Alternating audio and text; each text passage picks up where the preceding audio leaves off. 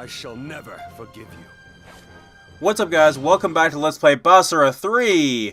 After a short break, we're finally ready to begin with our second character, Ishida Mitsunari, who is the Dark King, the leader of the Western Army. So we've changed sides to see the other side of the war. And the other side of the moral dilemma as well, as we'll soon discover. I skipped that opening cutscene here, but I'm going to let the exposition dialogue play out. It was the same cutscene as what we saw with Mitsunari was left seething with rage. In the wake of his mentor's demise, he swore to exact revenge on the man who had killed him, Ieyasu Tokugawa.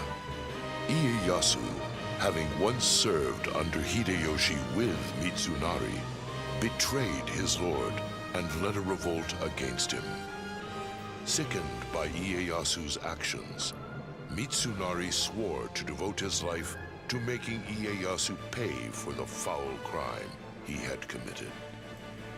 As Mitsunari prepared for the oncoming war, he was prompted by his advisor Yoshitsugu Otani to approach a group of mercenaries known as the Saika faction and ask for their allegiance.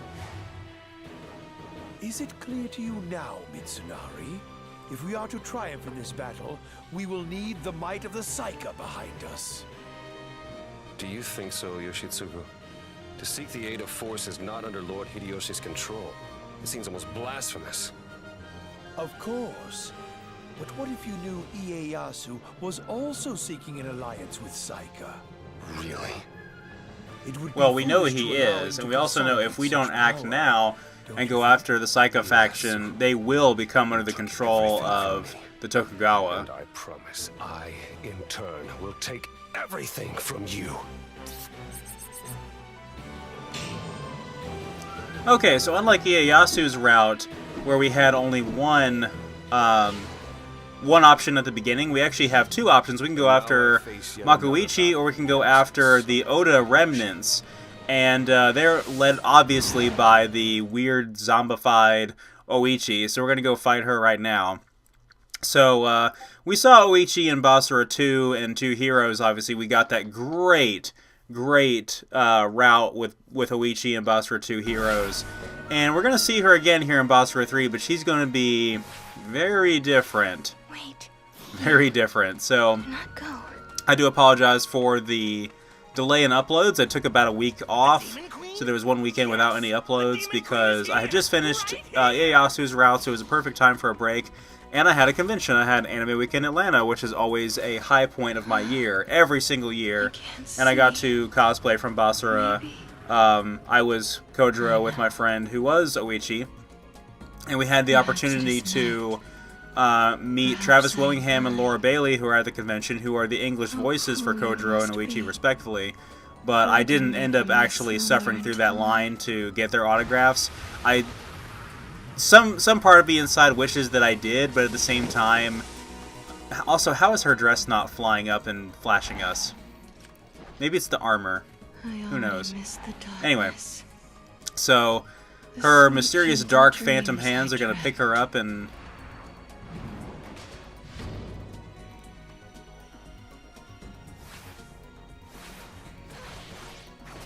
Huh, well, I wouldn't necessarily call it a nightmare, not for us.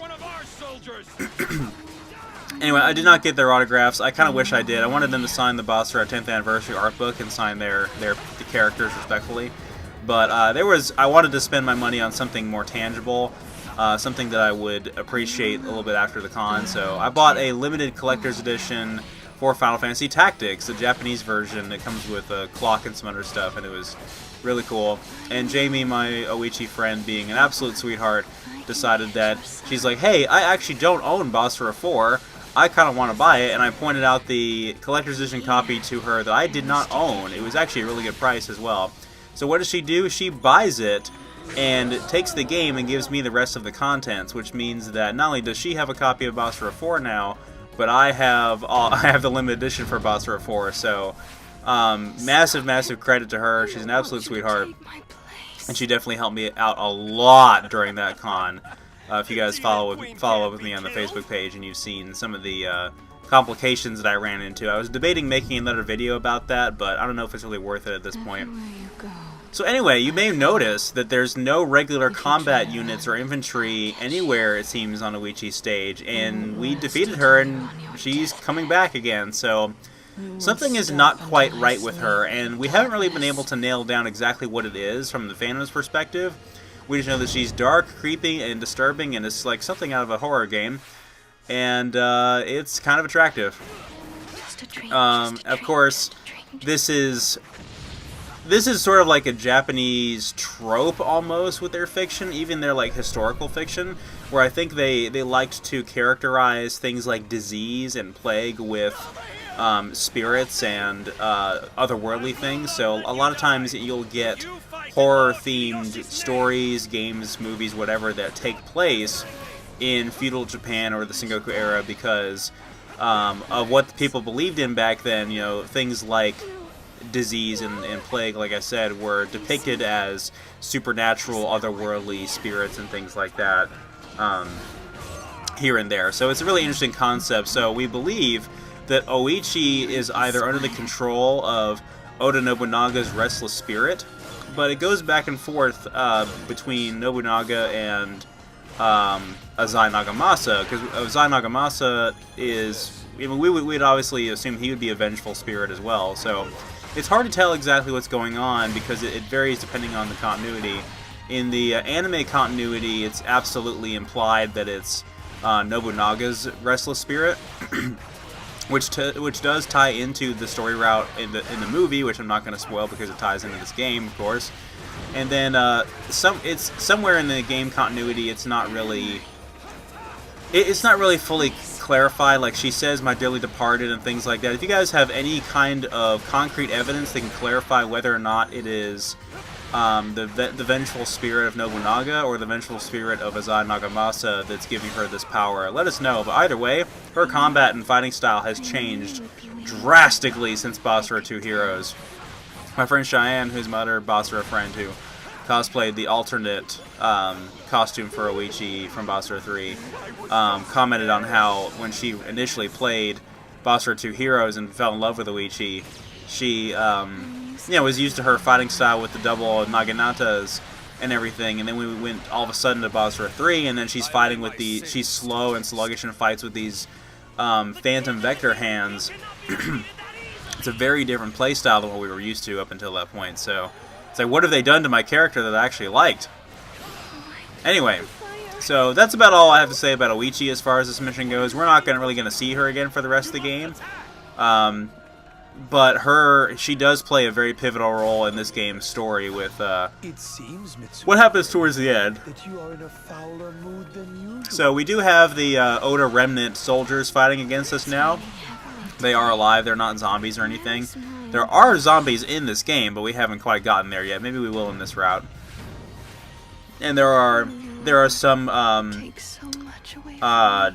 channelers, or what would you call them? Oyamanjis or whatever they're called. The Japanese like spiritual channelers that are channeling weird dark energy, and they slow us down with their AoE attacks. So you got to be aware of those guys. Other than that, not a whole lot that's different about this encounter than what we've fought up until this point. So why don't I go ahead and talk about Mitsunari in terms of gameplay. So Mitsunari is fast.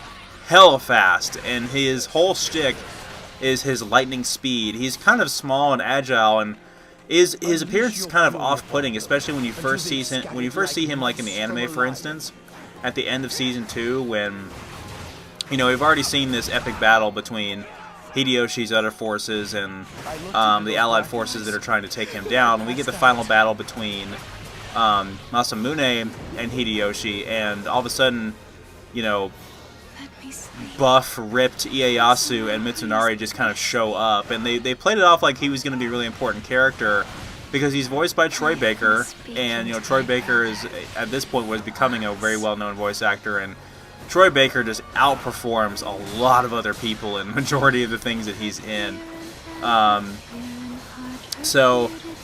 Obviously, Mitsunari wasn't going to be a throwaway character, and anybody that knows the story of Sekigahara and everything and the setup that we went into at the end of Basara 2's timeline knows what was going to happen, but of course I didn't catch that at the time because I didn't know enough about the history or the fiction. So,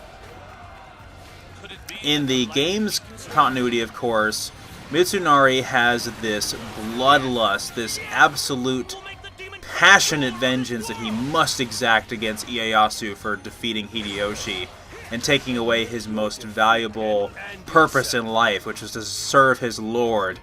And so now he will stop at nothing to defeat Ieyasu and take the country back under the Toyotomi banner.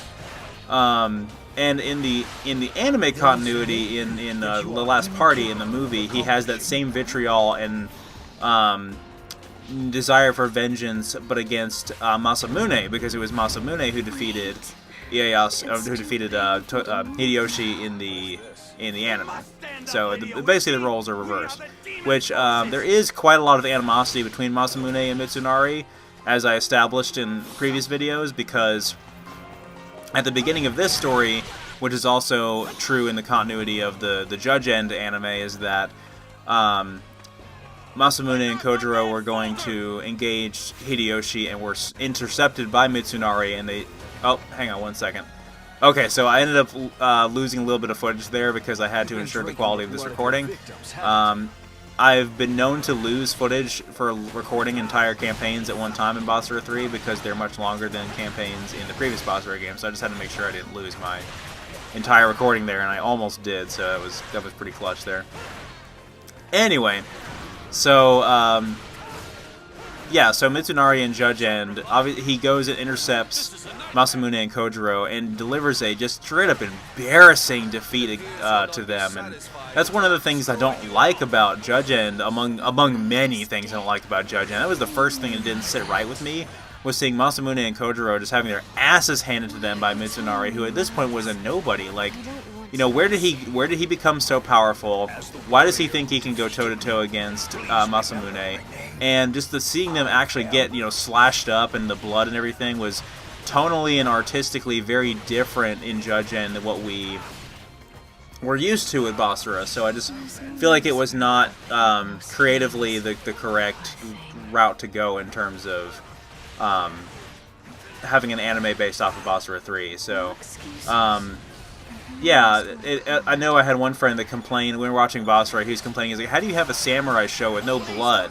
And I'm like, well, how about this? The season that does have blood is the season that sucks. So anyway, so Mitsunari, in terms of gameplay, his normal mash the square button to attack combo is very, very fast. Because it's fast, it actually ends pretty quickly, so you do have to be careful of that. He doesn't have a terrible amount of forward momentum when he uses it either, so you kind of have to get right up on the enemy in order to really make good use of it. If you were to use his secondary attack, his art, while standing still, he will do a upward slash, and he'll do like a backflip somersault type thing, which is pretty cool. If you use that while moving, he will do this... he's an angsty edgelord because he teleports, and that's that's the cliche angsty edgelord thing, is I'm going to teleport behind you and slash you in the back, and that's kind of what he does. So if you're moving and you hit triangle, he'll sort of disappear and appear much further ahead than where he was, and just slash the enemies that way. I like his dodge animation too. Mitsunari's movement is really, really fluent and very sharp. And that's just kind of his personality in and of itself. His Basara attack is really nice too because it has a shit ton of forward momentum, and he continues to just slash over and over and over and over and over again. And you can end up pushing the boss like halfway across the map. So the sun is rising over here, which is supposed to quell Oichi's dark powers. So when we defeat her, she will not rise again. She'll be tamed for now, which is the expectation at least. So we used our Fury Drive gauge there as well to kind of air juggle her a little bit, which is pretty effective. Again, the only tricky part about this stage is the fact you have to fight the same boss over and over and over and over again. Now she's using her Basara attack, which has a giant demonic fortress hand thing that runs us over, and I want to avoid that as best I can. So Mitsunari's gameplay is really, really fun, but it can get old fast, so unlocking his other arts and secondary attacks is really crucial. We will do that pretty soon as time goes on. But in terms of his raw speed and abilities and his general combat sandbox, it's really, really nice. He also has this thing where he doesn't actually attach his sword to him in any particular way. He just carries around his sword and his sheath, and he will throw it back into its sheath pretty often. But it basically means he's slashing with one hand and holding the sheath in the other. So it's pretty impressive, and they really knock themselves out with the style when it comes to Mitsunari. His throat collapsing within my hand. We'll talk about Mitsunari as a historical figure later. I ask you humbly, forgive me for what I must do.